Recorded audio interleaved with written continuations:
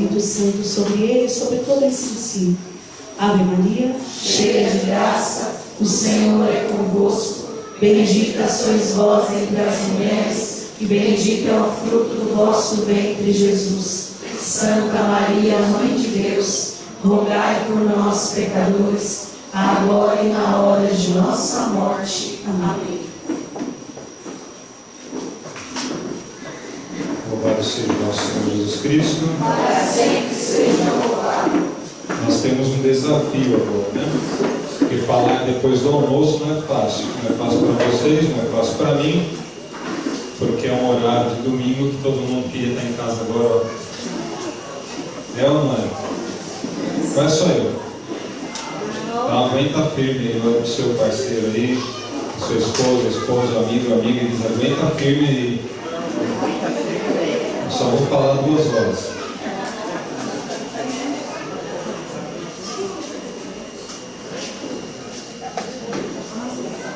Me passaram hoje para falar do tema deste nosso encontro.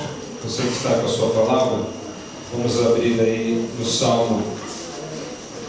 Quem tem a NTLH é o Salmo 20. Quem tem alguma Bíblia diferente é o Salmo 19. Salmo 19, de 6 a 10, ou na NTLH, Salmo 20, de 6 a 10.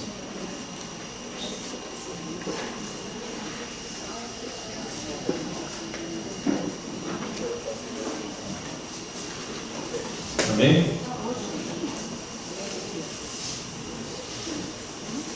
Se você tem a Bíblia Ave Maria, é o 19. Se você tem a Nova Tradução, é o 20.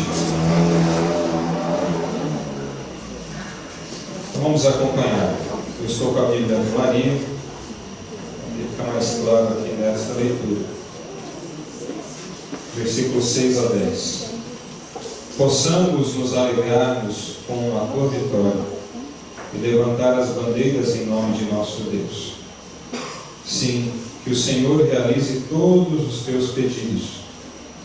Já sei que o Senhor reservou a vitória para o seu ungido e o ouviu do alto de seu santuário pelo poder de seu braço vencedor. Uns põem sua força nos carros, outros nos cavalos. Nós, porém, a temos em nome do Senhor nosso Deus. Eles fraquejaram e foram vencidos, mas nós de pé continuamos firmes. Senhor, dai a vitória ao Rei, e ouvi-nos no dia em que vos invocamos. Palavras do Senhor. Na sua Bíblia deve estar, mas nós confiamos no poder do Senhor nosso Deus. Não é isso? Este Salmo de Davi, para ele escrever isso, nesta salmodia, tem toda uma história por trás, e é onde nós queremos partilhar nesta tarde. Veja bem, nós estamos em tempos de guerra, sim ou não? Sim. Alguns países em guerras mesmo, né? Guerras de armas e mortes, no sentido literal da palavra. Mas nós aqui no Brasil e em muitos outros lugares do mundo estamos travando outras guerras. Na carta de São Paulo aos Efésios, capítulo 6, versículo 10, diz que não é contra homens de carne e sangue que temos que lutar, só se luta em guerra, mas contra os principados e potestades. Esta é a guerra que se trava hoje, principalmente aqui. Eu vou linkar algumas coisas para a gente poder entender do que se trata esta guerra. Os pais travam uma guerra todos os dias para poder colocar o alimento em sua casa. O trabalho, a labuta, aquilo que lhe preocupa todos os dias, enfrenta o cansaço, enfrenta o trânsito, enfrenta a maledicência dos companheiros às vezes do trabalho, enfrenta as dificuldades do dia a dia. Não é uma guerra? A mãe enfrenta uma outra batalha para criar seus filhos.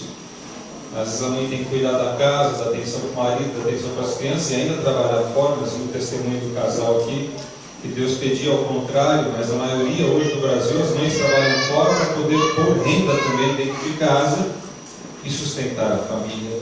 Uma guerra, uma batalha. Por que, Daniel, uma guerra se eu não sofro? Como assim? Se nós não sofremos, então me ensina a fórmula aí, porque eu não sei. Porque todo dia é uma batalha.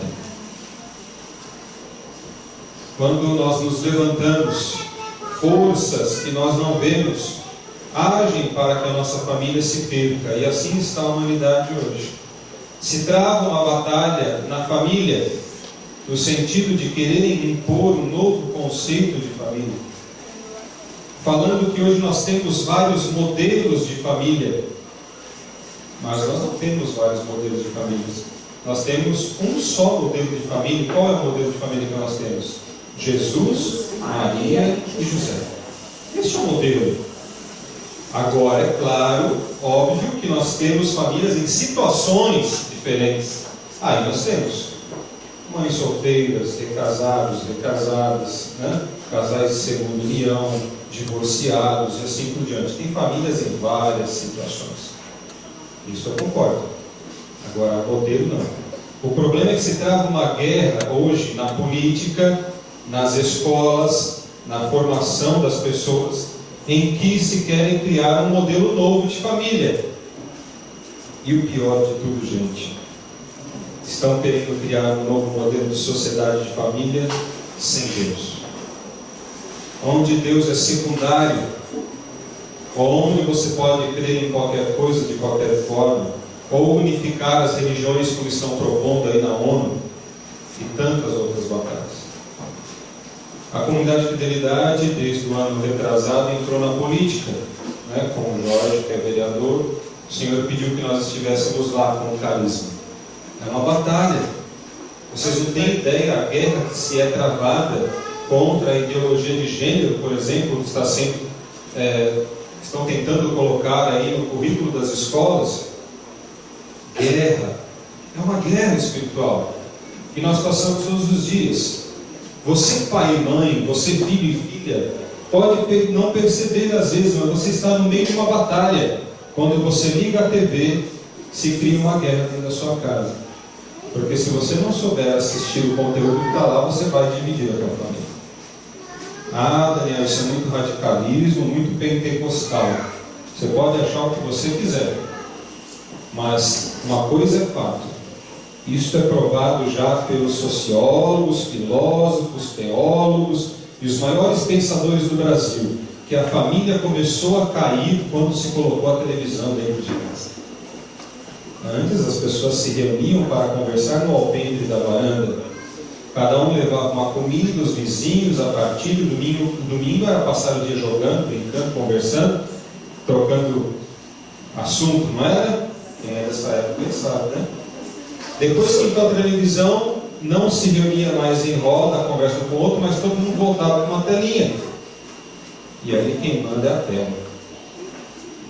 Então, pentecostal ou não, radical ou não, é provado não só pelos religiosos que a TV tem uma influência fundamental aí dentro da nossa casa.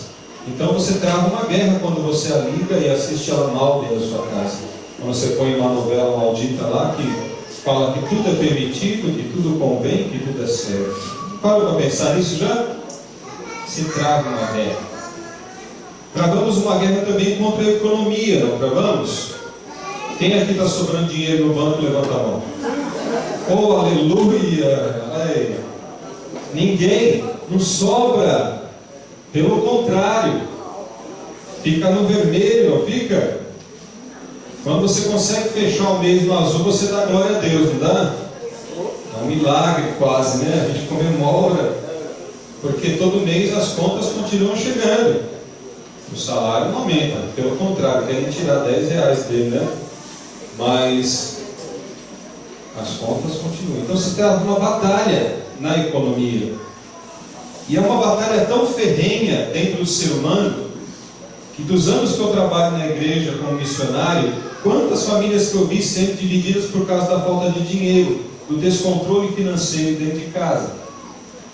O marido perde o emprego, a esposa perde o emprego, entra-se numa crise, começa a ter que cortar as coisas, e a pessoa, se ela não está equilibrada, se ela não tem a cabeça voltada para a fé, nós vamos chegar lá no tema, ela entra num colapso.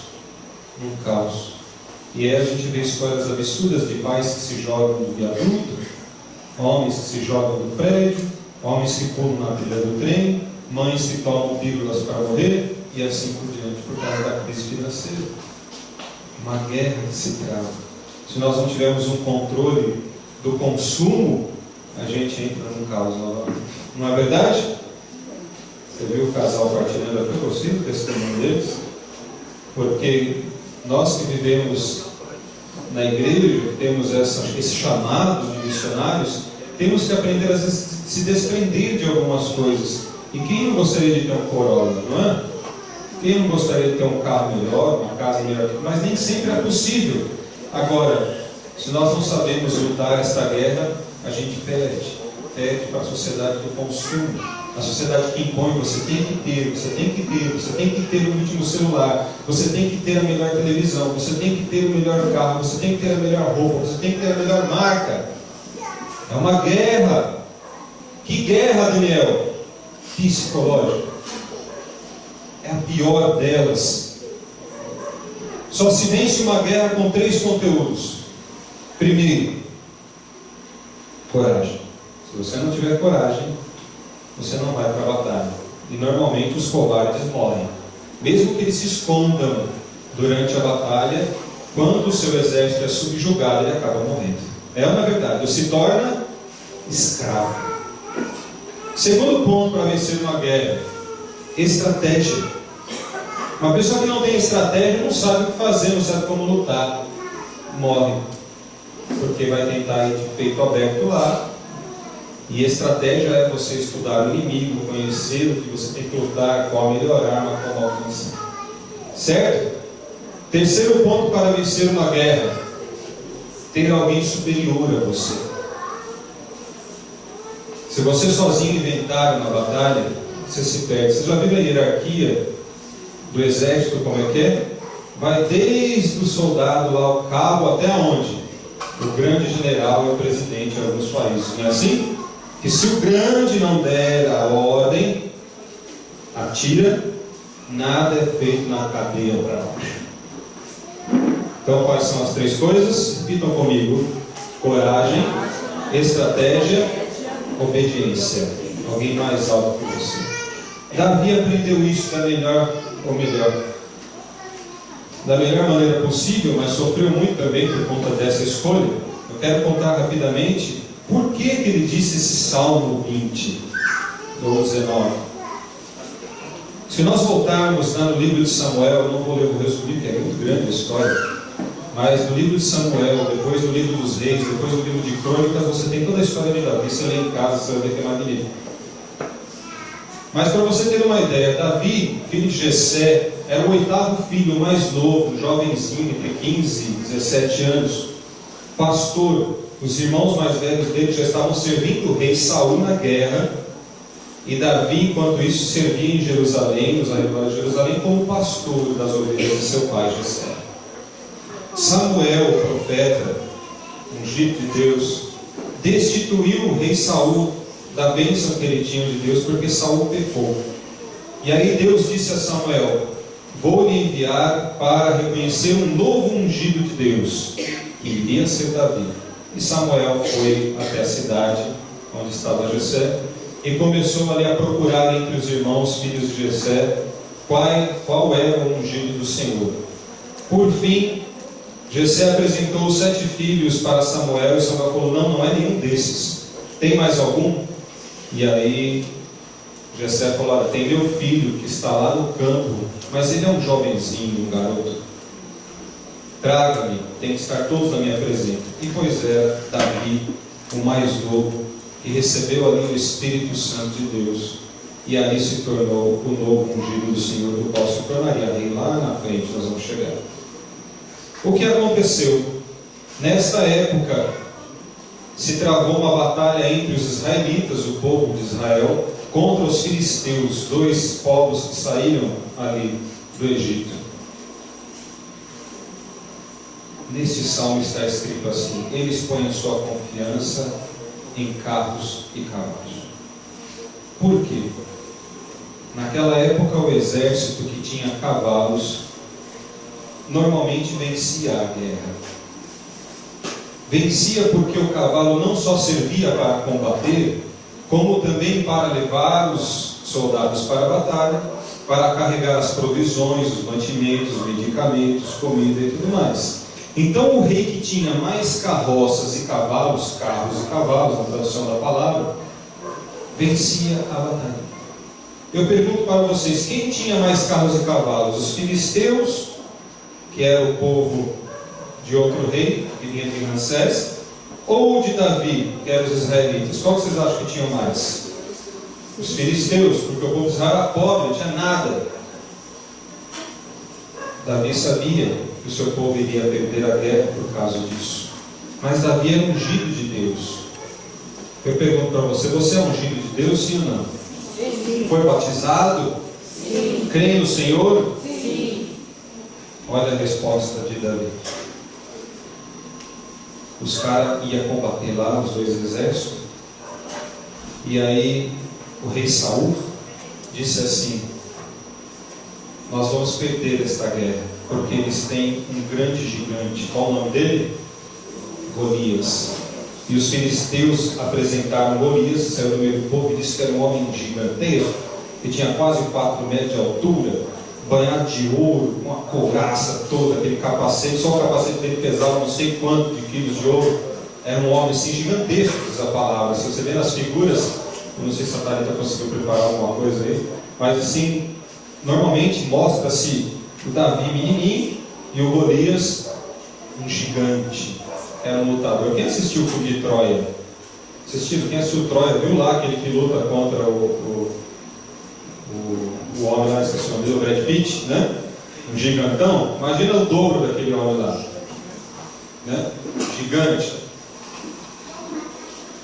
E o Golias faz um desafio: se vocês enviarem um lutador para me vencer e ele ganhar de mim e me matar, nós, filisteus, nos tornamos escravos de vocês.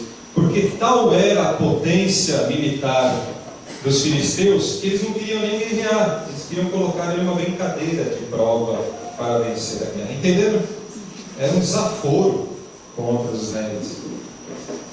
E aí Davi ouve isso e diz na palavra em Samuel: como que vocês vão se render a esse sem vergonha que não está sob a graça de Deus? Eu vou lutar contra ele. E aí Saul fala assim: mas você é só um menino. Olha, mas eu já matei uns leões que queria comer lá as ovelhas no pasto. Eu vou para a guerra. Eu vou lutar contra esse gigante. E aí o rei Saul manda equipar Davi. Pega Davi lá e coloca uma couraça nele, um capacete bonito, aquelas coisas tudo de ouro, que a espada não fura, sabe? Só que Davi não conseguia andar, porque ele era pequenininho. Tentava andar, não consigo, diz a palavra que ele fala assim: eu não consigo trabalhar com isso. Tira tudo. O que ele pega para ir lutar? Um estilingue. Eu tenho estilingue em casa, fiz um monte para o Danielzinho, desses meses atrás aí. Só que naquela época tinha um outro nome, não me lembro agora. Como que é? Gunda. Bodoque? Tinha uma outra tradução ali. Gunda? Funda, acho que era, né? Um negócio assim. Que era um estilingue que você atirava com uma mão só. E um cajado, que era o que? Próprio de quem? Dos pastores. Com isso ele foi enfrentar Golias. Chegou o dia da batalha. Quando apresentam ali Davi para Golias, Golias dá risada e fala: vocês acham que eu sou um cachorro para mandar um menino com estilingue vir lutar comigo? Tira o sarro mais uma vez. Pois bem, tá lá? Olha aí, cara, olha o tamanho do homem. É funda mesmo o nome daquilo lá, o estilingue da época, né? Gigante. E Davi faz a sua oração e diz assim: porque a mão do Senhor está sobre mim. Pega a funda, e ainda Davi pequenininho, mas era porreta, né? Porque ele fala assim: eu vou te matar, vou te cortar a cabeça e vou matar todos os filisteus. Trágico. No Antigo Testamento ele é trágico, ele fala, né? É um filme de terror no Antigo Testamento, mas é bom para dar animada na gente, né? E era assim mesmo, era guerra. Davi pega aquela funda e zap, Onde que acerta? Crava no meio da fronte de Golias. Golias cai duro ali, os filisteus se dispersam todos. Davi cumpre o que prometeu, vai lá, arranca a cabeça dele e leva para o rei Saul. Quem é você, menino, que vence o maior dos lutadores? Davi responde: eu sou o ungido do Senhor, porque a mão dele está sobre mim.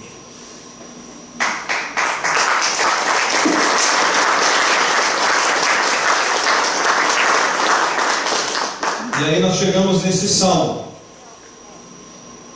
que é o tema do nosso encontro.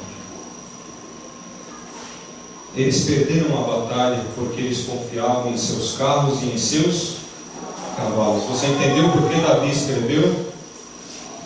Você entendeu por que Davi falou esse salmo? Porque Davi, depois desse dia que ele venceu Golias e os filisteus, foi só uma crescente de vitórias em batalhas. Davi se tornou um dos maiores guerreiros. Não só isso, Davi era o melhor músico da época, porque quando Saul foi destituído da sua bênção, ele começou a ter uns ataques lá, ninguém explica, a Bíblia não explica direito o que é, mas fala que ele tinha umas possessões, e essas possessões só passavam quando Davi tocava a sua cítara lá, viu? Seus Davi. A música acalmava o rei que queria matar ele. Depois Saul fica invejado de Davi e quer matar Davi, oferece a sua filha, depois não oferece mais. Aí Davi acaba casando com a segunda filha do rei Saul, e Saul tenta matar Davi, e começa toda a história de Davi. Não vou entrar nesse detalhe, que não é o dia de hoje, que é maravilhoso também a história do rei Davi, que dançava para o Senhor, cantava para o Senhor e servia ao rei. Poderia ter matado o rei durante 2 vezes, mas poupou a vida do rei. O que eu quero chegar nisso tudo, meus irmãos, é que Davi nos dá um ensinamento neste salmo muito grande, que você pode estar enfrentando a maior batalha da tua vida. Você pode estar enfrentando um Golias gigantesco, e as famílias estão enfrentando. O Brasil está enfrentando um Golias gigantesco na crise que estamos passando. Estamos ou não estamos? Sim. A família no mundo todo está enfrentando um Golias gigantesco na questão da sexualidade, na destituição de homem, mulher e família. Não é julgar ninguém, mas o modelo, que nem eu falei. Você pode estar enfrentando a maior batalha na sua casa, talvez o Golias do divórcio, talvez o Golias das drogas, talvez o Golias do vício, talvez esteja enfrentando na sua casa o Golias da desunião, da falta de dinheiro, não consegue sair de uma dívida gigantesca. Davi nos dá o grande ensinamento. Eles confiam em seus carros e em seus cavalos, mas nós confiamos no Senhor nosso Deus. Vamos repetir? Nós confiamos no Senhor nosso Deus. E quem confia no Senhor nosso Deus pode ter apenas um estilingue e um cajado, vai vencer a batalha e o exército inteiro. Amém? Amém. Esse é o grande ensinamento deste salmo. Por quê? As famílias hoje vêm enfrentando essas dificuldades e não sabem como combater, porque durante a história agora da humanidade, neste último século, nós estamos sendo bombardeados pelo consumismo, pela informação, e estamos colocando Deus em segundo plano. E aí nós não temos mais, às vezes, coragem, ou temos a coragem, mas não temos estratégia, ou às vezes nós temos a estratégia, mas nós não temos obediência. E quem não tem obediência a Deus, quando Deus não está sobre a sua estratégia e não está sobre a tua coragem, a chance de dar errado é muito grande. Você acerta uma, erra duas, acerta duas, erra três, e assim vai capengando durante a tua vida. Você, pai e mãe, já se fez essa pergunta: por que as coisas não andam lá em casa? Por que está faltando? Por que essa situação não se resolve? Por que eu não sou curado disso, eu sou curado daquilo? Você já se fez essa pergunta? Talvez esteja faltando ou coragem, ou estratégia, ou obediência. Quando você junta essas três, coragem, estratégia e obediência, a vitória é certa. Foi o que Davi fez. Qual era a coragem de Davi? um pastorzinho que enfrentava um leão e queria lutar e dar a sua vida contra o maior dos guerreiros dos filisteus. Coragem. O que leva um menino a fazer isso é pura coragem. Qual era a estratégia de Davi? Olha, ele é muito grande. Você sabe que um homem muito grande, vamos falar agora da história, né? Tem dificuldade para se mexer. Um rapazinho pequeno é o quê? Rápido. Dá-lhe, Robinho, não é? Rápido. Pode ser um gigante, ele passava no meio das pernas, Davi. Inclusive no seriado lá de Davi, você vê ele dando um baile no gigante, né? Porque o gigante, até ele se virar, Davi já dava 2 voltas, estratégia. O gigante foi cheio de peso, de ouro, de couraça, de escudo, de lança. Davi foi com o quê? Roupa de pastor, cajado leve. Estratégia. Estratégia. Lembra do filme? Obediência. Quando Samuel disse a Davi que ele era o ungido do Senhor, nada mais ele temia. E quando Deus falou, vai e enfrenta, ele foi e enfrentou. Deus está falando para você hoje neste encontro. Falou durante a manhã, está falando agora à tarde. Vai enfrentar os seus gigantes. Vai enfrentar os carros e os cavalos dos seus inimigos. Mas vá com coragem, com estratégia e com obediência. Amém? Amém. Acorda o seu irmão do lado para ele aguenta firmar um pouquinho.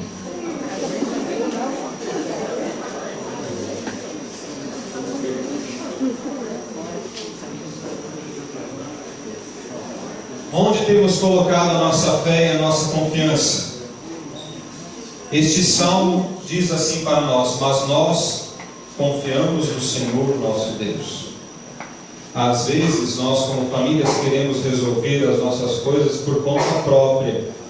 Confiamos em nós mesmos, e assim está a maioria das famílias do mundo. Os pais se bastam, eu trabalho, sustento a minha casa, meu santo é mais forte, assim eu vou seguindo o meu caminho. Deus vai sendo colocado em segundo plano.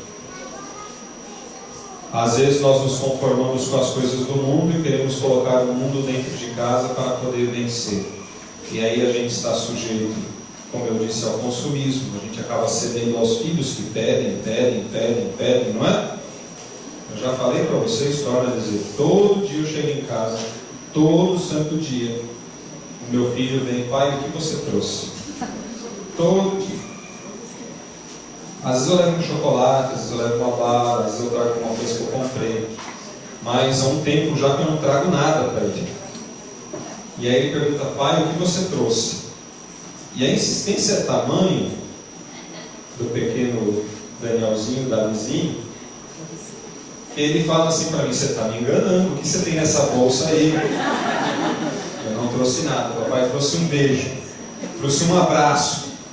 Ele fala, não, o senhor está me escondendo. Eu olho para ele e falo assim, não, eu não estou escondendo, né? Para com isso. Porque você me olhou assim, pai? O que o senhor está escondendo? Eu não estou escondendo nada, Daniel. Então olha só, as nossas crianças estão sendo educadas ao ter, e é fundamento nosso de família cristã, mostrar que o ser é muito mais importante. E eu estou batalhando isso lá em casa, porque é próprio da criança, é claro, eu entendo isso. É natural de querer, o tanto de que eles são bombardeados na televisão, bendito Cartoon Network, né? Bendita canais de desenho, que toda hora faz uma propaganda de novas coisas, novos aparelhos, novos brinquedos. Na minha época eu queria tanto um videogame, eu me lembro até hoje. Quando eu ganhei o videogame Atari, vocês lembram do Atari? Eu até fiquei doente, tão emocionado. Hoje tem coisa muito maior, tem Play 4, né? Xbox One e tantas outras coisas. E agora é as benditas Nerfs, pai, eu quero a Nerf que tem o Code agora, né? Então eles são bombardeados por isso e querem. E aí todo dia ele me pede, pai, o que você trouxe? E eu comecei a dizer para ele, eu trouxe eu. como se bastasse. E aí a gente senta, mas é a atenção. E este querer é substituído com a atenção. Estratégia. É isso que nós temos que levar para a nossa casa. Porque o mundo está colocando outras coisas e nós temos que saber conhecer o nosso inimigo. Qual é o inimigo da tua casa? Será que é o consumismo? Será que é a falta de tempo, como os irmãos partilharam de manhã? Será que é a falta de oração que está faltando na nossa casa, como nós vimos na pregação ontem à noite? No grupo de oração? Será que está faltando diálogo? É o grande inimigo que se tornou o silêncio dentro de casa? O que é que falta? Você tem que saber questionar isso, a mãe tem que saber questionar isso. Nessa resposta que nós demos agora antes do almoço, na pergunta, o que eu tenho que mudar? Você tem que saber responder isso. E aí entra um outro ponto. Ter coragem para enfrentar. Eu preciso mudar. Não precisa ser corajoso para falar que está errado. Não precisa. Precisa ter coragem. Precisa ter coragem para pedir perdão. Precisa ter coragem para chegar para a esposa e falar, me perdoa, vamos começar de novo. É preciso ter coragem. Estratégia. Como corrigir a nossa casa? Como vencer os inimigos? Tudo bem. Eu ouvi lá no encontro das famílias que a gente tem que arrumar, lutar contra os nossos inimigos, vencer o Golias. Daqui para frente não vou mais no shopping, ninguém sai de casa.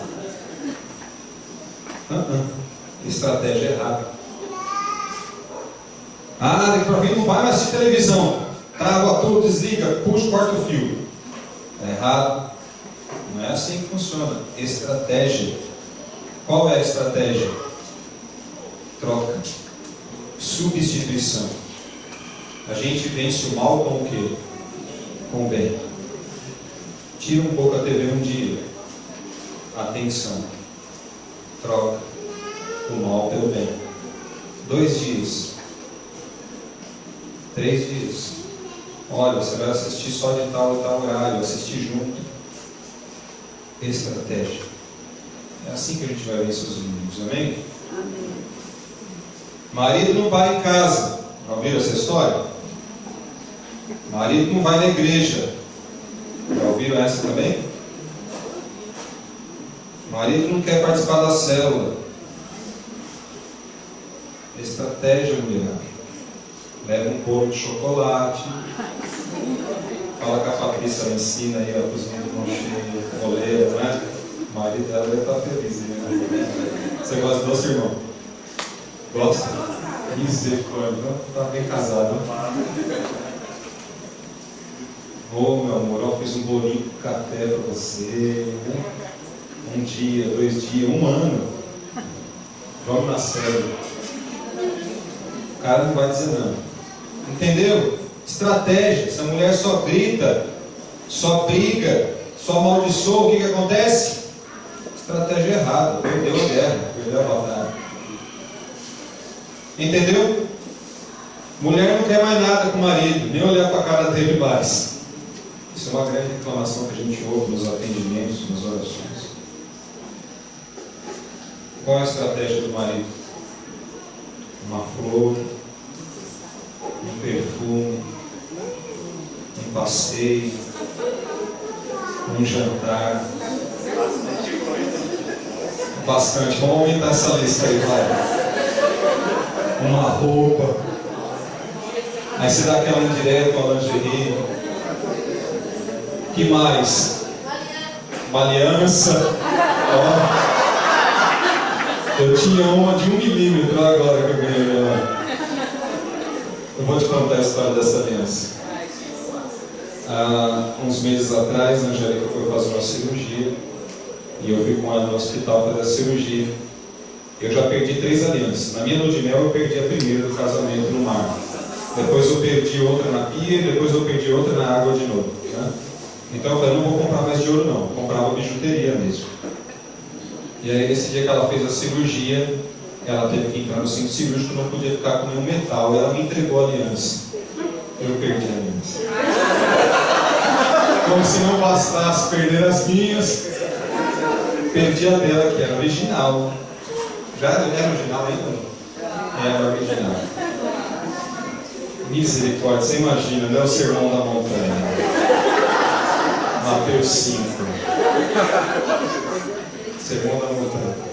Eu pedi desculpa, eu procurei essa aliança, a gente ligou para o hospital. E aconteceu uma coisa inacreditável nessa semana, que um dia depois do acontecido que a Angélica teve alta, uma pessoa postou no Facebook: achamos esta aliança em tal lugar, bem próximo da gente estava. A gente enlouqueceu, porque eu falei, Deus está dando sinal.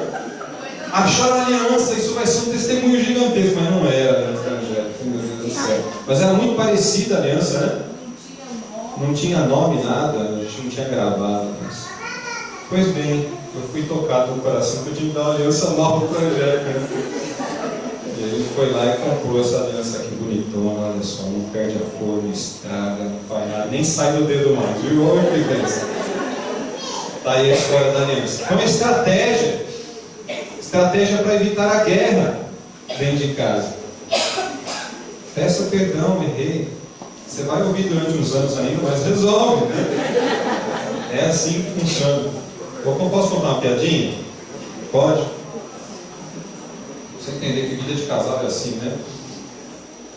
Um rapaz foi numa loja de avicultura e comprou um papagaio. Ficou 2 dias com o papagaio, foi lá devolver na loja.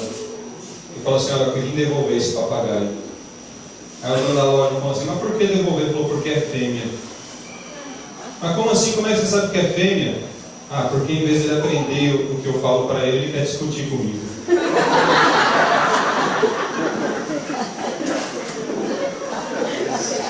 É verdade. Às vezes isso acontece na vida da gente, né? Com todo respeito às mulheres, mas a gente sabe que a mulher tem um desejo de falar maior que o homem, e isso pode se tornar um problema, tanto de quem fala muito, como de quem fala pouco, porque o homem fala pouco, às vezes isso se torna uma guerra dentro de casa. Tem que haver o quê? Equilíbrio. Conversar com a mulher, ouvir a mulher e vice-versa. Estratégia. Amém, povo de Deus? Não vou ficar dando muito exemplo não, eu creio que você entendeu, você é inteligente. Para tudo na vida é preciso de estratégia. Para conseguir um novo emprego é preciso de estratégia. Na guerra que está hoje, conquistar um novo trabalho, é preciso estudar, é preciso ir atrás, é preciso orar, é preciso pedir o que o Senhor quer de nós, se aquilo não vai destruir a nossa família e assim por diante. É preciso. E por fim, estar sobre a obediência a Deus. Eu tenho a certeza convicta na minha vida de todas as vezes em que eu tomei uma decisão na minha casa, na minha família, no meu trabalho, nas coisas do dia a dia, sem consultar a Deus, eu quebrei a cara. Não é mentira o que eu estou dizendo, não é exagero. Quando você está sob a graça de Deus, quando você levanta de manhã e reza, entrega a sua vida, o seu dia, a sua família, as decisões são tomadas em Deus. Quando você vai tomar uma decisão, você já pensa automático, o Senhor abençoa isto, e se não for do teu agrado, que não dê certo. Entendeu? É isso que eu estou querendo dizer. Não é que para tudo eu vou lá, pago ou não pago, Senhor Jesus, eu pago ou não pago. Não é assim, tá vendo? Você não vai pagar nunca, né? Porque você sempre vai achar que não precisa pagar. Mas estar sobre a obediência de Deus é consagrá-lo a Ele todos os dias. Todo dia de manhã a gente reza, abençoa as crianças, vai para o trabalho abençoando. Uma coisa bonita do Danielzinho também, as meninas já estão grandes, né? A Júlia e a Giovana, aprenderam a rezar, acompanham a gente sempre na nossa missão. E agora a nossa função é educar o menor. Não que a gente não pegue no pé das maiores, né? Mas o Danielzinho, todas as noites nós vamos rezar, e a nossa oração é bem simples com ele, né? Quando eu sento com ele na cama, a gente reza o Pai Nosso, Ave Maria, o Glória, o Santo Anjo, pede que Deus abençoe, e agora nós instituímos os 3 pedidos. Há mais de 2 semanas já, todas as noites, eu falo para ele, faça 3 pedidos para Deus. E ele fala. Mas eu me emociono porque o Danielzinho me ensinou algumas coisas. E ele fala assim, vou fazer 3 pedidos. Que o Papai do Céu coloque, aqui a palavra, um campo de força em volta da nossa casa. Eu amém. Glória a Deus. Segundo pedido. ninguém que nós conhecemos fique doente. Isso é santidade. Porque ele sabe, no dia que ele ficou sabendo que ele ia ficar internado, ele chorou. Ele é muito emocional também, como é o pai dele. Terceiro pedido do Danielzinho: que amanhã eu não vá para a escola.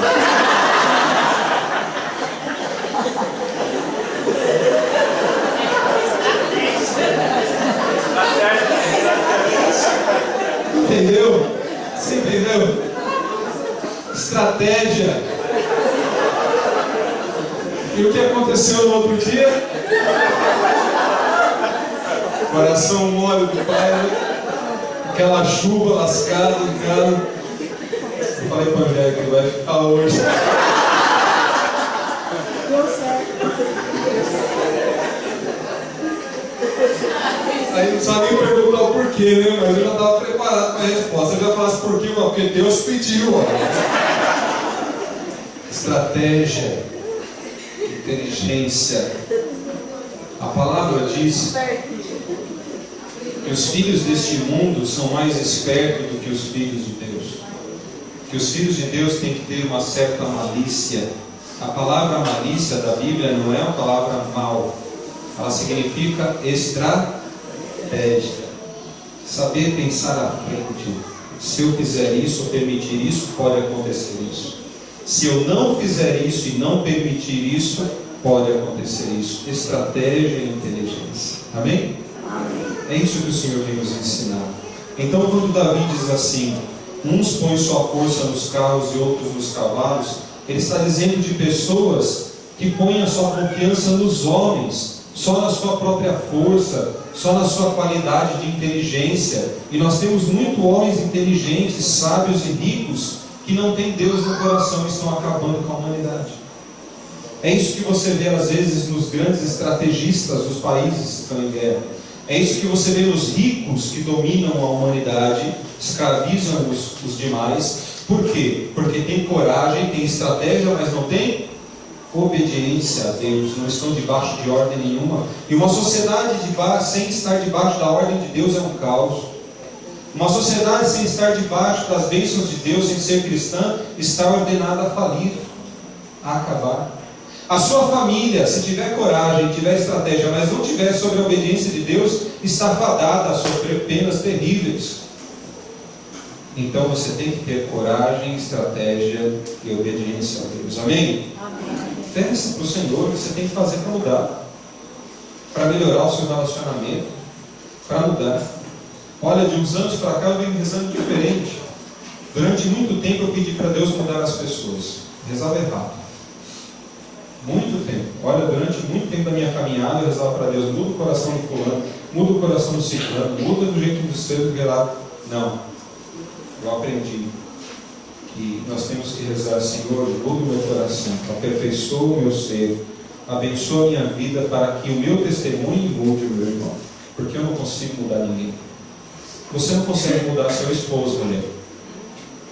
Esposo, você não consegue mudar sua esposa. Pais, você não consegue mudar os seus filhos.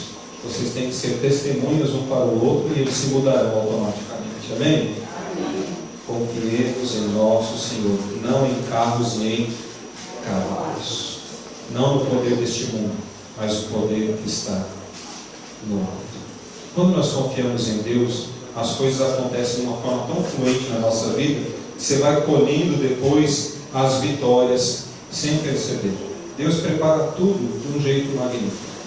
Um último testemunho para a gente encerrar.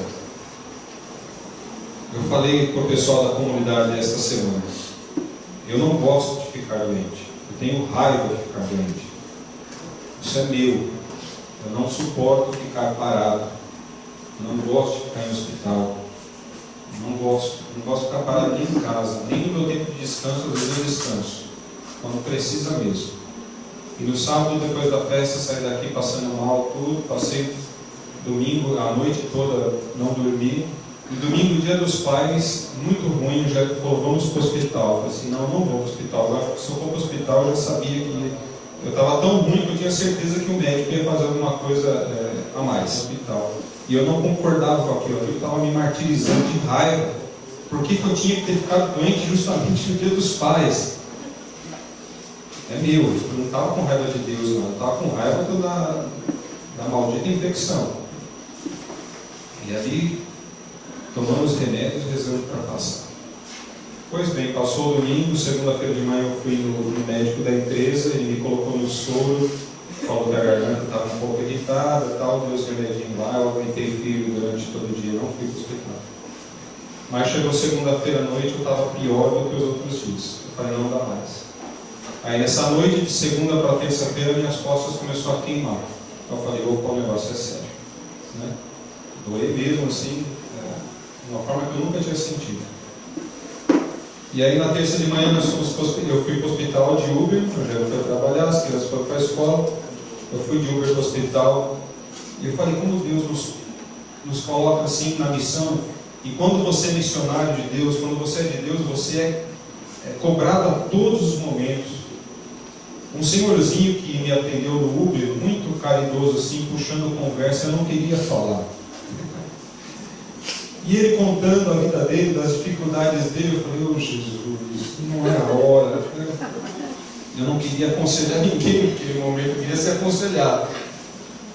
Desculpa. E aí eu falei para ele assim, para o Senhor, eu fui conversando, sendo educado com ele, né, mas ali meio querendo chegar logo numa solução, pelo amor de Deus.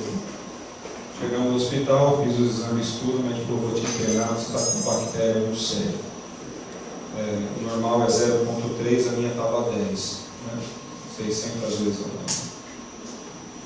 E aí fizeram uma batalha de exames lá, a bactéria desceu para o estômago, foi para os rins, deu a nefrite e assim por diante.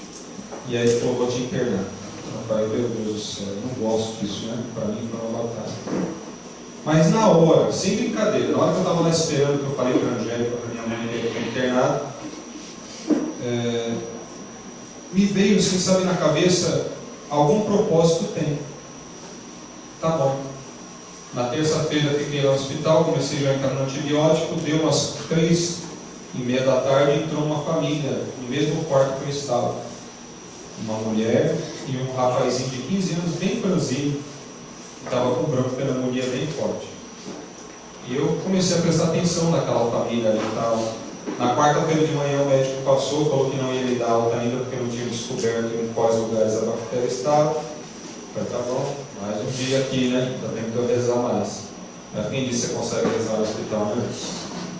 Um momento ele sai, uma barulheira danada, assim, consegue ler, ainda mais aquela maldita Globo ligada lá. Eu nunca, nossa, que desgosto, dá ver aquela coisa. Eu perco quanto tempo a gente perde naquela. E aí quando o médico foi falar com o rapazinho, aquela família entrou em desespero, porque ele não ia sair, ele começou a chorar, ele começou a gravar, ele começou a perder o ar, as enfermeiras em cima dele fazendo sucção, porque ele estava perdendo a respiração. E a mãe do menino tentando controlar, e eu vi que a relação da mãe com o filho não era uma relação muito amigável, né? Aí chegou a tarde, as meninas foram me visitar no hospital. Eu estava no hospital com a roupa da minha mãe, diga-se de passagem, me sentindo muito bem. Lá no corredor, com frio, e as meninas tirando sarro da minha cara ainda. E ali elas rezaram e foram embora. Eu vi que a família ouviu. Depois foi os irmãos da comunidade lá, o Dalva, a Jussara, tudo rezaram também. E a família ouviu. E ali naquela noite eu vi que ele estava chorando, tudo, não falei nada, porque eu estava bem cansado. Na quinta-feira de manhã o médico falou assim, você vai ficar hoje até a tarde, depois você vai receber alta. E foi no menino. E falou para o menino, você ainda não está bem e vai ficar mais um dia. Aí começou a chorar a mãe e o menino, desesperadamente. Aí o médico saiu, as enfermeiras saíram, e eu vi que aquele moleque começou a entrar num desespero, e a mãe também. E a mãe gritava, não chora, Gabriel, porque eu vou chorar também, eu vou passar mal, eu estou ficando mal. Eu falei, sabia que o Senhor tinha uma missão para mim aqui. Aí foi eu lá com os meus soros pendurados, 2 pacotes de soro, peguei meu carrinho lá, fui lá na mesa do menino, na cama do menino. Falei, a senhora quer orar junto comigo? Pedindo que Deus abençoe, né? A vida do Gabriel. E oramos ali naquele momento no hospital, e ela se abriu. E a mãe falou assim, eu estou com uma criança de 6 meses em casa amamentando, não tenho com quem deixar. Meu marido trabalha, é o único trabalho que nós temos, ele não pode sair.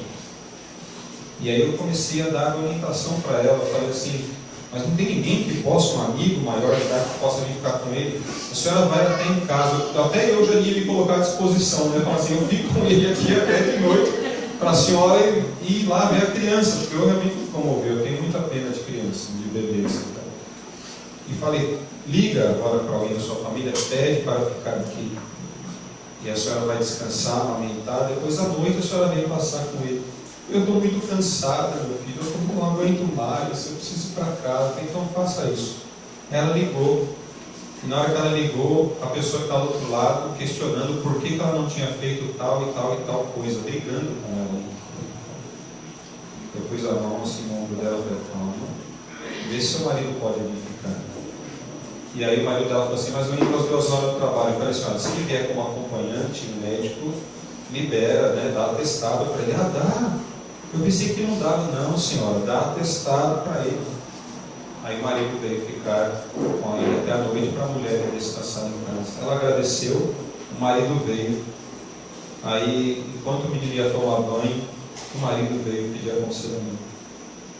O pai do menino estava lá, começou a desabafar, falou como estava difícil a vida, que ele era muito doente, que não sei o quê. E eu fui conversando com o pai quando era criança. Fiz 2 atendimentos no hospital. Doente, sem vontade, querendo ir para casa. Entenderam?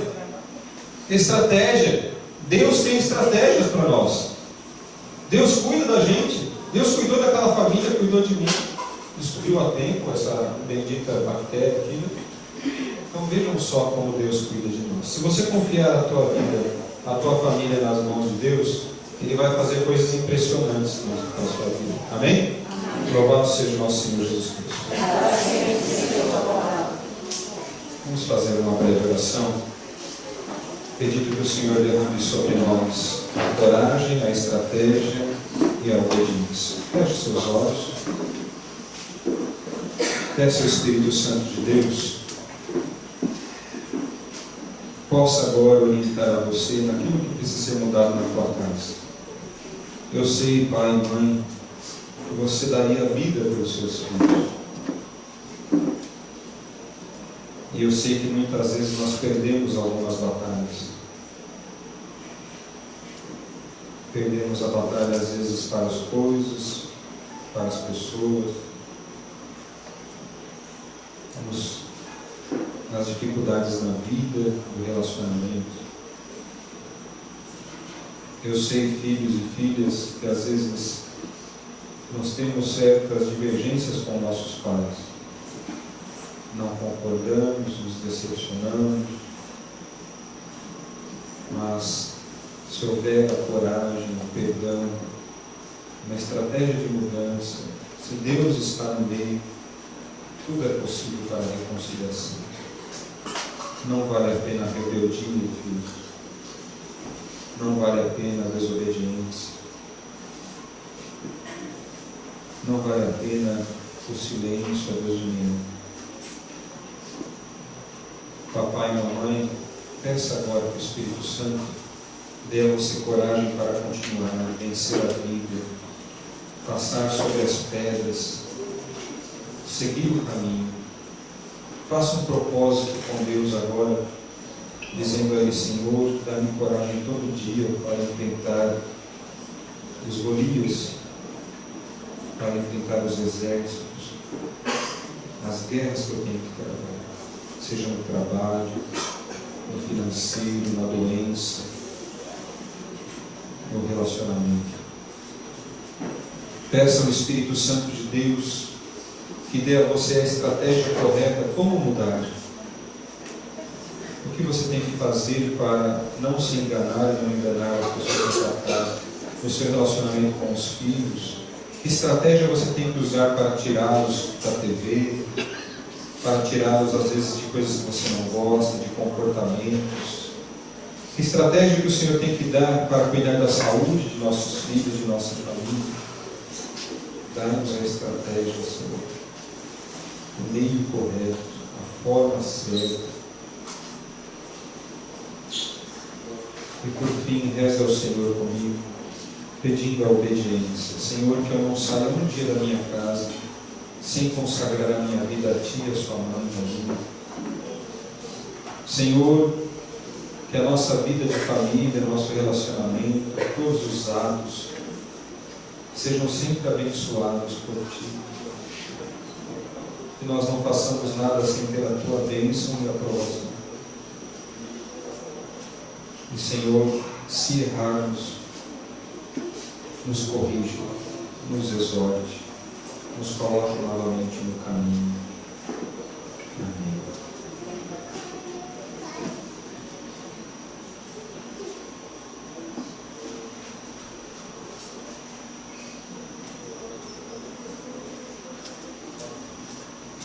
Eu quero amar, eu quero ser aquilo que Deus quer. Sozinho eu não posso mais, sozinho eu não posso mais, sozinho eu não posso mais viver. Eu quero amar, eu quero ser.